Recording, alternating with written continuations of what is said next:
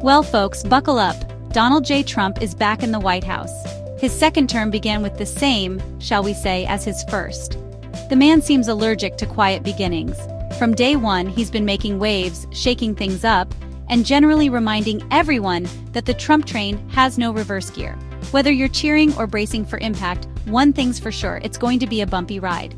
Now, you might think a second term would be about building on past successes, right? Maybe showing a little more, dare I say, restraint?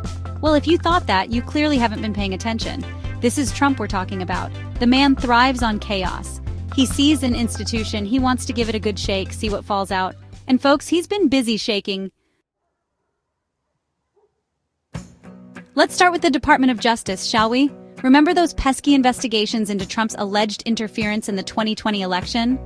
Well, Trump remembers, and he's not a fan. Several officials who worked on those cases found themselves out of a job faster than you can say obstruction of justice. The official reason? Lack of trust, naturally. Because what inspires confidence in the American justice system, more than the president firing anyone who dares to investigate him? It's all very above board, folks. Nothing to see here. Just a little house cleaning, that's all.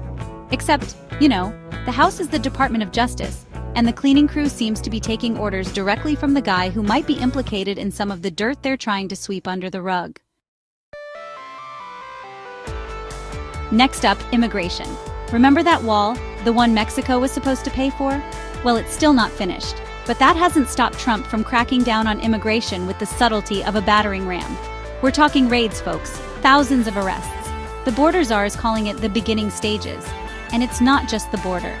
Trump's also been busy on the international stage, using tariffs as bargaining chips like a toddler with a fistful of Cheerios. He managed to strong-arm Colombia into accepting plane loads of deported migrants. Trade war averted for now, but at what cost?